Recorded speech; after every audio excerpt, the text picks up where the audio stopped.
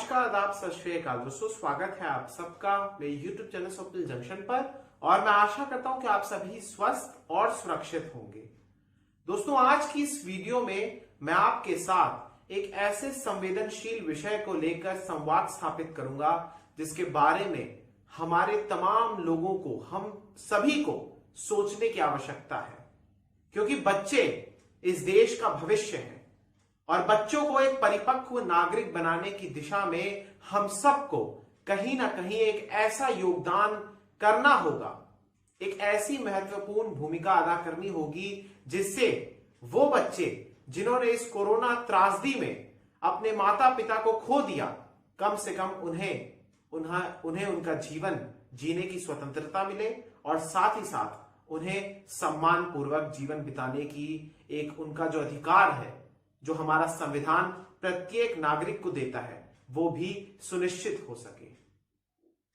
आज की इस वीडियो में दोस्तों बात करूंगा मैं बच्चों को लेकर, क्योंकि हाल में ही NCPCR यानी अगर हिंदी में कहूं तो राष्ट्रीय बाल संरक्षण आयोग ने जो आंकड़े सुप्रीम कोर्ट में हलफनामे के तौर पर सबमिट कराए हैं, उसके बाद हजारों बच्चे, उस आंकड़ों के माध्यम से मैं आपको बताऊंगा, एग्जैक्ट आंकड़ा भी बताऊंगा, लेकिन शुरुआत में मैं आपको इतना बताऊंगा कि हजारों ऐसे बच्चे हैं दोस्तों हमारे देश के भीतर, चाहे उत्तर में हो, चाहे दक्षिण में हो, चाहे पूरब में हो, चाहे पश्चिम में हो, जो अनाथ हो गए, या तो जिनके दोनों माता और पिता की डेथ हो गई, या फिर दोनों में से किसी एक अभिभावक की मृत्यु हो गई कोरोना के कारण। यह बहुत त्रासदी की स्थिति है।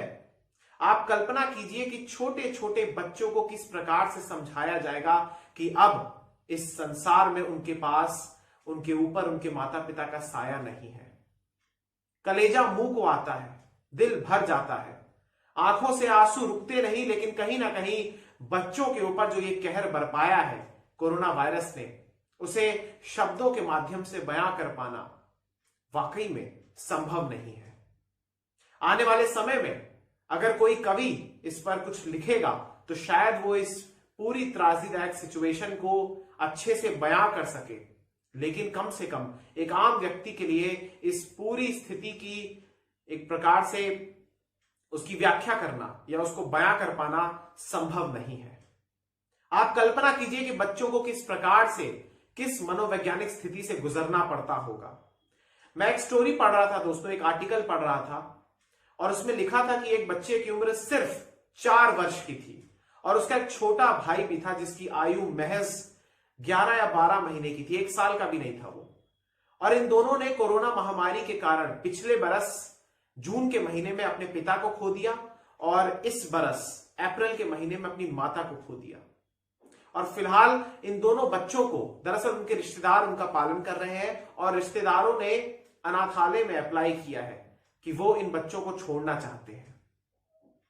छोटे छोटे बच्चे, अब आप सोचिए कि उनके आगे की स्थिति कैसी हो जाएगी।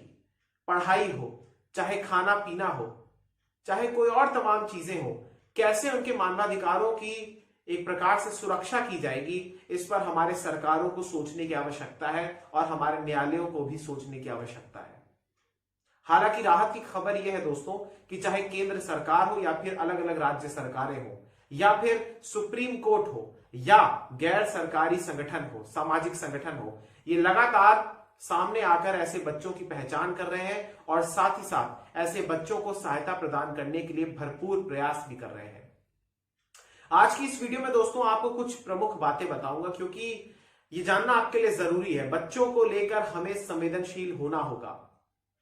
आप जानते हैं दोस्तों कि हजारों ऐसे बच्चे अभी भी सड़कों पर घूम रहे होंगे, पता नहीं उन लोगों ने रात को खाना खाया होगा कि नहीं। आप अक्सर ऐसे बच्चों को देखते होंगे, कभी भीख मांगते हुए, कभी श्रम करते हुए, बाल श्रम जिसे कहते हैं। कभी ऐसे बच्चों का शोषण भी होता है। इन बच्चों के अगर माता पिता, सोचिए, आप कल्पना कीजिए कि अगर इस संसार से चले जाएं तो इनके ऊपर क्या आफत आ पड़ेगी। वाकई में बेहद संवेदनशील विषय है और हमारी संवेदनाओं को झकझोर देता है। लेकिन इसी के साथ साथ कुछ ऐसे दरिंदे भी मौजूद हैं, कुछ ऐसे हैवान भी मौजूद हैं जो सोशल मीडिया प्लेटफॉर्म पर पहले संवेदनाओं को भर देने वाली पोस्ट करते हैं और फिर अगर कोई उन्हें बच्चे सौंप भी देता है या वो किसी बच्चे की डिटेल को सार्वजनिक करते हैं, तो अगर कोई पालक उनसे कहता है कि हम इस बच्चे को अडॉप्ट करना चाहते हैं, तो फिर वो उससे उस बच्चे के नाम पर भारी कीमत भी वसूलते हैं। यह भी एक सत्य है। साथ ही साथ ऐसे बच्चे अगर मानव तस्करी में लिप्त हो जाए, यानी उनके साथ उनके अंगों को निकाल लिया जाए, फिर उसे अंतर्राष्ट्रीय बाजार में या देश के तस्कर हमारे घरेलू बाजार में अगर उसे बेच दें, तो फिर सोचिए ये कितनी त्रासदीदायक सिचुएशन है। लेकिन ये सच है इस देश का। यह आपको मैं सच बता रहा हूं कि आज की डेट में जो त्रासदी हुई है पिछले 1 बरस से, पिछले 1.5 साल से, उसने सबसे ज्यादा कहर कहीं ना कहीं बच्चों पर भी बरपाया है। आपको दोस्तों इस वीडियो में सबसे पहले मैं उस आंकड़े को बताना चाहूंगा जो कि दरअसल एनसीपीसीआर ने जमा कराया है हलफनामे के तौर पर सर्वोच्च न्यायालय में। और यह आंकड़ा इस प्रकार है दोस्तों कि हमारे देश में पिछले मार्च 2020 के बाद से 1742 ऐसे बच्चे हैं जिनके माता और पिता दोनों की डेथ हो गई, दोनों की मृत्यु हो गई। 1742 बच्चे अनाथ हुए। इसके अलावा 7464 बच्चे ऐसे हैं जिन्होंने अपने किसी एक अभिभावक को खो दिया, या तो माता को खो दिया या फिर अपने पिता को खो दिया। और इनमें से 140 बच्चों को छोड़ दिया गया उन्हीं के हाल पर। सोचिए आप कि ये 140 बच्चे जिनकी सूची या जो ये आंकड़ा एनसीपीसीआर ने जमा कराया है, राष्ट्रीय बाल संरक्षण आयोग ने, उसके तहत 1742 बच्चे अनाथ हुए। 7464 बच्चे ऐसे हैं जिनके किसी एक अभिभावक की मृत्यु हो गई, और 140 ऐसे बच्चे हैं जिनको अपने हाल पर छोड़ दिया गया। इनमें से अगर मैं आपको बताऊं तो सर्वाधिक मध्य प्रदेश में 318 ऐसे बच्चे हैं जो अनाथ हो गए, जिनके ऊपर से माता और पिता दोनों का साया छिन गया। और उत्तर प्रदेश में मैं आपको बताऊं, उत्तर प्रदेश में अगर इस दृष्टि से या इस मापदंड को रखूं कि किसी एक अभिभावक की मृत्यु हुई है, तो उसमें 1830 ऐसे बच्चे हैं। और मध्य प्रदेश में दोस्तों सर्वाधिक ऐसे बच्चे हैं जिनकी संख्या 104 है, अगर मैं एनसीपीसीआर के आंकड़ों के अनुसार आपको बताऊं, जिन्हें उनके हाल पर छोड़ दिया गया है। यह कितनी त्रासदीदायक सिचुएशन है। चाहे मध्य प्रदेश हो, चाहे तमिलनाडु हो, चाहे पश्चिम बंगाल हो, चाहे गुजरात हो, राजस्थान हो, महाराष्ट्र हो, या देश का कोई अन्य राज्य हो, हर जगह कमोबेश यही स्थिति है। ऐसे में दोस्तों सबसे पहले आपको मैं बताना चाहूंगा कि हमारी केंद्र सरकार ने क्या कदम उठाए हैं। केंद्र सरकार ऐसे बच्चों के लिए आगे आई है और जो अनाथ हुए हैं उनके लिए कुछ बातें या कुछ घोषणाएं की हैं पीएम नरेंद्र मोदी ने। अब आप इन घोषणाओं को समझिए। सबसे पहले दोस्तों आपको मैं बताना चाहूंगा कि इन घोषणाओं के तहत प्रधानमंत्री नरेंद्र मोदी ने पीएम केयर्स फंड का जिक्र किया, और इसके तहत जो जितने भी बच्चे दोस्तों अनाथ हुए हैं उन्हें निःशुल्क शिक्षा, स्वास्थ्य बीमा, मासिक वजीफा और 23 वर्ष की आयु में 10 लाख की सहायता, ऐसे तमाम ऐलान किए हैं। और साथ ही साथ उच्च शिक्षा के लिए या फिर व्यावसायिक शिक्षा के लिए ऋण भी, जो शिक्षा का ऋण होता है, वो भी देने का प्रावधान किया गया है। उसे देने में, यानी शिक्षा के लिए जो ऋण है उसे लेने में मदद भी की जाएगी, और इसका ब्याज दरअसल पीएम केयर्स फंड से दिया जाएगा। ऐसा ऐलान केंद्र सरकार की ओर से किया गया, प्रधानमंत्री नरेंद्र मोदी की तरफ से किया गया, जो कि बेहद अच्छी बात है। इसके अलावा केंद्र और राज्य की योजनाओं के तहत ऐसे बच्चों को वैकल्पिक तौर पर अंडर ग्रेजुएट या फिर वोकेशनल कोर्सेज के लिए एक प्रकार से उन्हें राशि दी जाएगी और उनका प्रवेश कराया जाएगा, और ट्यूशन फीस के बराबर या फिर कोर्स की फीस के बराबर उन्हें स्कॉलरशिप भी दी जाएगी, यानी छात्रवृत्ति दी जाएगी। एक बात और समझ लीजिए कि अगर कोई छात्र दरअसल अगर इस पूरे के पूरे स्कॉलरशिप को नहीं प्राप्त करता है, उन क्राइटेरियाओं पर खड़ा नहीं उतरता है, तो भी उसे मदद दी जाएगी और पीएम केयर्स फंड से मदद दी जाएगी। साथ ही साथ एक बात और दोस्तों कि बच्चों के नाम पर फिक्स डिपॉजिट भी किया जाएगा पीएम केयर्स फंड से, एक विशेष योजना जिसके तहत 10 लाख रुपए की राशि प्रत्येक बच्चे के लिए सृजित की जाएगी, यानी सुरक्षित रखी जाएगी। जब बच्चे की आयु 18 वर्ष की हो जाएगी, तब से 5 वर्ष के लिए अगले यानी 23 बरस तक उस बच्चे को आर्थिक सहायता दी जाएगी, और एक साथ एक प्रकार से 10 लाख रुपए की राशि जब उस बच्चे की 23 वर्ष की आयु हो जाएगी तो निजी और व्यावसायिक आवश्यकताओं को पूरा करने की दिशा में वो बच्चा सम्मान पूर्वक जीवन जी सके, लिहाजा उसे एक मुश्त होकर ये राशि दी जाएगी जब उसकी आयु 23 वर्ष की हो जाएगी और ये राशि होगी 10 लाख रुपए की। तो दोस्तों ये जो आपने सुना ये पीएम केयर्स फंड की ओर से दरअसल कुछ ऐलान किए गए, प्रधानमंत्री नरेंद्र मोदी की तरफ से किए गए और निश्चित रूप से ये स्वाभाविक है और ये स्वागत योग्य कदम है जो कि उठाए गए हैं, क्योंकि ऐसे बच्चों के भी अधिकारों को संरक्षित और सुरक्षित करने का जो कर्तव्य है वो समाज के साथ साथ सबसे पहले सरकारों का भी है। इसलिए ये कदम बहुत ही अच्छे हैं। साथ ही साथ दोस्तों आपको मैं उत्तर प्रदेश और तमिलनाडु की सरकारों ने क्या क्या घोषणाएं की हैं वो भी आपको बताऊंगा, लेकिन उससे पहले आपको बताना चाहूंगा कि आखिर हमारे देश में सही तरीका क्या है अगर कोई बच्चा अनाथ हो गया है या किसी को खबर करनी है कि कोई अनाथ हुआ है तो वो कहां पर जाए। अब आप उस पूरी की पूरी प्रक्रिया को समझिए, क्योंकि सोशल मीडिया पर ऐसे वायरल करने से बच्चों की प्राइवेसी और बच्चों की सुरक्षा को लेकर बहुत बड़ा खतरा होता है। शुरुआत में मैंने आपको जिन खतरों का जिक्र किया वही खतरे होते हैं। अब आप वो सही तरीका समझिए। उस प्रक्रिया के तहत दोस्तों दरअसल ये है कि अगर किसी भी पालक को अगर बच्चे को गोद लेना है या फिर कानूनी तरीके से किसी बच्चे की सहायता करनी है तो उसे चाइल्ड लाइन यानी चाइल्ड की जो हेल्पलाइन नंबर है 1098 उस पर फोन करके अनाथ या फिर परिवार से बिछड़े हुए बच्चे की सूचना देनी चाहिए। यही नहीं, अगर कोई जागरूक नागरिक चाहे तो किसी भी निकट के विशेषज्ञ एजेंसी जो बच्चों के गोद लेने की प्रक्रिया पर काम करती है वहां पर बच्चों को छोड़ा जा सकता है। साथ ही साथ जो एजेंसी से संपर्क करना चाहते हैं वो, अगर मैं आपको बताना चाहूं कि वो राज्य को भी सिलेक्ट करके वहां पर उन एजेंसियों को संपर्क कर सकते हैं, यानी राज्य भर भी एजेंसियों का चुनाव कर सकते हैं।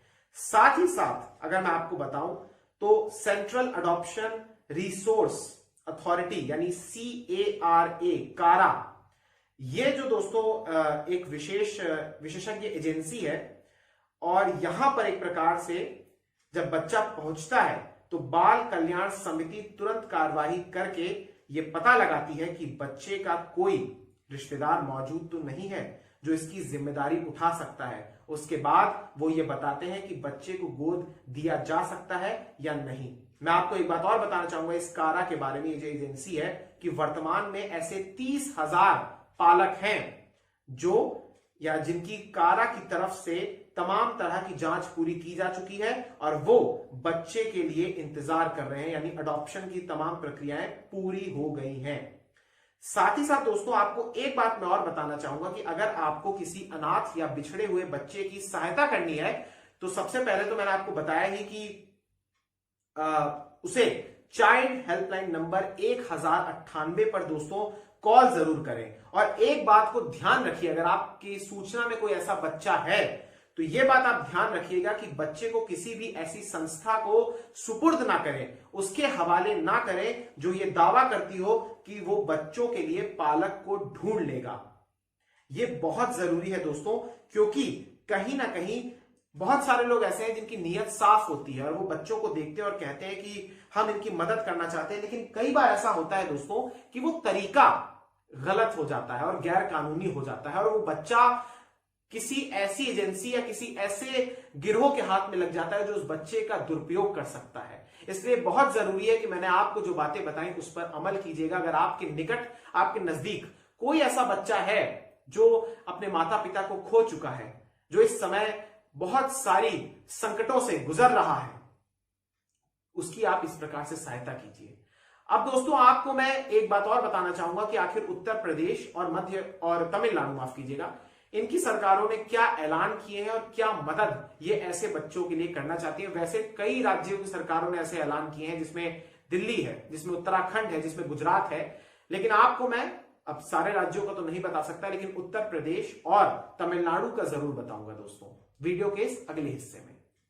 दोस्तों उत्तर प्रदेश के मुख्यमंत्री योगी आदित्यनाथ ने कहा है कि ऐसे बच्चे जो अनाथ हो गए हैं, जिन्होंने अपने दोनों माता पिता को खो दिया है या फिर किसी एक अभिभावक को खो दिया है, तो उसकी समुचित देखभाल के लिए राज्य सरकार प्रतिबद्ध है और इसको लेकर कई घोषणाएं भी की हैं, वो मैं आपको अब बताने जा रहा हूं। दरअसल दोस्तों सबसे पहली घोषणा तो यह है कि बच्चों के वयस्क होने तक यानी 18 वर्ष से ऊपर होने तक उनके अभिभावक अथवा देखभाल करने वालों को 4,000 रुपए प्रति महीने की वित्तीय सहायता यानी आर्थिक रूप से उनकी मदद की जाएगी। साथ ही साथ 10 वर्ष की आयु से कम के ऐसे बच्चे जिनका कोई अभिभावक अथवा परिवार नहीं है, ऐसे सभी बच्चों को प्रदेश सरकार द्वारा भारत सरकार की सहायता से एक प्रकार से राजकीय बाल गृह जो शिशु होते हैं, राजकीय शिशु बाल गृह जो होते हैं, उनमें वहां पर उनकी देखभाल की जाएगी। और वर्तमान में अगर यूपी की मैं बात करूं तो यहां पर मथुरा, लखनऊ, प्रयागराज, आगरा और रामपुर में ऐसे तमाम राजकीय शिशु बाल गृह संचालित हैं। साथ ही साथ अवयस्क बालिकाओं की देखभाल सुनिश्चित करने की दिशा में भी कदम उठाए जाएंगे। इन्हें भारत सरकार द्वारा संचालित कस्तूरबा गांधी बालिका विद्यालय जो कि आवासीय होते हैं या फिर प्रदेश सरकार द्वारा संचालित राजकीय बाल गृह जो बालिकाओं के लिए होते हैं, उन्हें वहां पर रखा जाएगा। ऐसे तमाम पूरे प्रदेश में 13 बाल गृह संचालित हैं। साथ ही साथ दोस्तों बालिकाओं के विवाह की समुचित व्यवस्था के लिए भी प्रदेश सरकार बालिकाओं की शादी हेतु एक प्रकार से 1,01,000 रुपए की राशि को उपलब्ध कराएगी। और साथ ही साथ जो बच्चे स्कूल या कॉलेज में पढ़ रहे हैं या फिर व्यावसायिक शिक्षा ग्रहण कर रहे हैं, उन्हें भी ऐसे तमाम बच्चों को टैबलेट या फिर लैपटॉप की सुविधा भी मुहैया कराई जाएगी। ऐसा योगी सरकार ने ऐलान किया है। अब आपको दोस्तों मैं बताना चाहूंगा तमिलनाडु की सरकार ने क्या ऐलान किया है। तमिलनाडु के दोस्तों नवनिर्वाचित मुख्यमंत्री एमके स्टैलिन ने भी ऐसी घोषणाएं की हैं, जिसमें मैं आपको बताना चाहूंगा कि उन्होंने भी कहा है कि जिन बच्चों ने कोरोना महामारी के कारण अपने माता पिता दोनों को खो दिया है या फिर किसी एक को खो दिया है, ऐसे बच्चों के लिए 5 लाख रुपए की सहायता दी जाएगी। और साथ ही साथ प्रदेश सरकार उन बच्चों की ग्रेजुएशन यानी स्नातक की जो पढ़ाई होती है वहां तक की पढ़ाई का खर्च भी खुद ही उठाएगी, यानी उसका खर्च खुद ही व्यय करेगी। साथ ही साथ दोस्तों तमिलनाडु सरकार की ओर से यह भी कहा है कि ऐसे बच्चों को सरकारी आश्रय गृहों या छात्रावासों में ठहरने की व्यवस्था के लिहाज से भी प्राथमिकता दी जाएगी। ऐसे तमाम बच्चों के नाम से 5 लाख रुपए जमा कराए जाएंगे और ये रकम उन्हें, जैसा कि मैंने आपको शुरू में बताया कि जब उनकी आयु 18 वर्ष से ज्यादा की हो जाएगी तो फिर उन्हें दी जाएगी। तो ऐसे तमाम कदम इन्होंने भी उठाए। और साथ ही साथ दोस्तों महाराष्ट्र, केरल, आंध्र प्रदेश, उत्तर प्रदेश, ऐसे तमाम राज्यों ने भी ऐसे कदम उठाए हैं। उत्तर प्रदेश का तो मैंने जिक्र भी किया, दिल्ली, गुजरात, उत्तराखंड। तो यहां पर एक प्रकार से तमाम राज्य सरकारें आगे आई हैं। दोस्तों एक बात मैं आपको और बताना चाहूंगा कि देश की सर्वोच्च न्यायालय यानी सुप्रीम कोर्ट ने भी इस सिलसिले में सुनवाई की थी और वहां पर एक प्रकार से 2 जजेस की खंडपीठ ने आदेश दिया था केंद्र सरकार को भी और तमाम राज्य की सरकारों को भी और राज्य में जिले के स्तर पर तमाम जो अधिकारी वहां पर होते हैं, तैनात होते हैं, उन्हें भी कि आप एक पोर्टल पर, सरकारी पोर्टल पर ऐसी तमाम सूचनाएं, ऐसी तमाम जानकारियां अपलोड करें ताकि ये सबको पता चल सके कि आखिर कितने बच्चे अनाथ हुए हैं। हालांकि एक बात मैं आपको और बताना चाहूंगा कि 1 जून को हलफनामा जो दिया गया और उसमें जो आंकड़े दिए गए, शुरुआत में मैंने कुछ आंकड़ों का जिक्र किया, विस्तार से आपको बताना चाहूंगा। इन आंकड़ों को लेकर भी सवाल उठ रहा है। मसलन अगर मैं आपको बताऊं तो जो हमारी केंद्रीय मंत्री हैं स्मृति ईरानी, उन पर एक प्रकार से सवाल उठाए, उनके द्वारा दिए गए आंकड़ों पर सवाल उठाए। उनके द्वारा एक आंकड़ा दिया गया दोस्तों जो कि था 1 अप्रैल से 25 मई के बीच का, जिसके तहत उन्होंने कहा कि 577 ऐसे बच्चे हैं जो अनाथ हुए इसी अप्रैल और मई के बीच, जबकि कई मल्टीपल मीडिया रिपोर्ट्स ने इस बात का दावा किया कि 400 से ज्यादा बच्चे तो सिर्फ एक राज्य में अनाथ हो गए। यानी आंकड़ों को लेकर यहां पर भी संदेह होता है और मैनिपुलेट भी किया जाता है, इसमें कोई दो राय नहीं है, क्योंकि इसका आधिकारिक आंकड़ा कोई है ही नहीं। शायद इससे शर्मनाक बात कोई हो नहीं सकती कि हमारे देश की सरकारें, जिनके पास तमाम एजेंसियां होती हैं, तमाम ऐसी एजेंसियां होती हैं जो कि स्टैटिस्टिक्स को बेहतरीन तरीके से और बेहद शीघ्र तरीके से इकट्ठा करके उन तमाम जरूरतमंद बच्चों पर तक सहायता पहुंचा सकती है, उनके पास कोई आधिकारिक आंकड़ा नहीं है। बहरहाल जो आंकड़ा आया है वो मैं आपको बताना चाहूंगा। ये जो डेटा आपको मैं बताऊंगा दोस्तों, ये 25 राज्यों और 5 केंद्र शासित प्रदेशों का है। मैंने आपको मध्य प्रदेश का बताया था दोस्तों। इसमें अब आप जान लीजिए कि बिहार में 292 बच्चे हैं और यूपी में 270 बच्चे अनाथ हुए हैं। साथ ही साथ दोस्तों तेलंगाना, आंध्र प्रदेश और छत्तीसगढ़ में तीनों राज्यों में 100 से ज्यादा बच्चे एक प्रकार से यहां पर अनाथ हुए हैं। बिहार में दोस्तों ऐसे बच्चों की संख्या जिन्होंने अपने माता या पिता में से किसी एक को खो दिया है, बिहार में ऐसे बच्चों की संख्या 1035 है और केरल में ऐसे बच्चों की संख्या 895 है। साथ ही साथ दोस्तों आपको मैं बताना चाहूंगा कि इस डेटा के अनुसार ये मार्च 2020 से 29 मई 2021 तक का है, ये जो एनसीपीसीआर के तहत दिया गया है। इन्होंने बताया है कि 1224 ऐसे बच्चे हैं जो अभी एक अभिभावक के साथ रह रहे हैं, 985 ऐसे हैं जो परिवार के किसी एक सदस्य के साथ रह रहे हैं, 6612 ऐसे बच्चे हैं जो माता या पिता में से किसी एक के साथ रह रहे हैं और 31 बच्चे ऐसे हैं जिन्हें स्पेशल अडॉप्शन एजेंसी के पास भेजा गया है। कुल मिलाके दोस्तों जो ये बाल स्वराज पोर्टल है, इस पर 9346 बच्चों का डेटा एक प्रकार से ये सबमिट कराया गया है। दोस्तों इस कोरोना काल में कई ऐसे बच्चे हैं जिनके सामने जीवन चलाने को लेकर, अपनी आजीविका जीने को लेकर बहुत बड़ा संकट खड़ा हो गया है। इसीलिए कोर्ट हो या फिर सरकारें हो, वो लगातार अपने अपने तरीके से संज्ञान ले रही हैं और आदेश भी दे रही हैं और निर्णय भी ले रही हैं, घोषणाएं भी कर रही हैं। लेकिन ये हम तमाम लोगों की जिम्मेदारी बनती है, जो संपन्न है, जो समृद्ध है, वो आगे आकर ऐसे बच्चों की सहायता करें, क्योंकि इनकी संख्या ज्यादा नहीं है। लेकिन अगर आप ऐसे बच्चों की सहायता करेंगे तो फिर उनकी जीवन संवर जाएगा और कहीं ना कहीं उन्हें एक प्रकार से वो माहौल मिल सकेगा और वो सुविधाएं मिल सकेंगी, जो जीवन जीने की बुनियादी सुविधाएं होती हैं, कम से कम उन्हें उसके लिए तरसना नहीं होगा। क्योंकि ये त्रासदी बहुत बड़ी है और इस त्रासदी की स्थिति में हम सबको एक साथ रहने की आवश्यकता है। ये जो तमाम मैंने आंकड़े बताए, ये महज एक आंकड़े हैं और ये सरकारी आंकड़े हैं। अब हकीकत में क्या है ये आप भी जानते हैं। साथ ही साथ कुछ ऐसे लोग भी होते हैं जो झूठे तरीके से प्रस्तुत करते हैं अपनी बात को और कह देते हैं कि हमारे पास फला फला बच्चे हैं और फिर सरकार की सहायता ले, सरकार की तरफ से जो आर्थिक राशि मिलती है उसे ले लेते हैं और फिर उसका दुरुपयोग करते हैं, उसे सही तरीके से बच्चों तक पहुंचाते भी नहीं। एक प्रकार से ऐसे लोगों की भी एक प्रकार से पहचान होनी चाहिए और उनके खिलाफ भी सख्त से सख्त एक्शन होना चाहिए। ये हमारे देश का कड़वा सच है दोस्तों। बहरहाल दोस्तों अब मैं आपसे इजाजत चाहूंगा, इस वीडियो को अंत करूंगा। बहुत बहुत शुक्रिया, बहुत बहुत धन्यवाद। जय हिंद, जय भारत, वंदे मातरम, इंकलाब जिंदाबाद, सत्यमेव जयते। नमस्कार।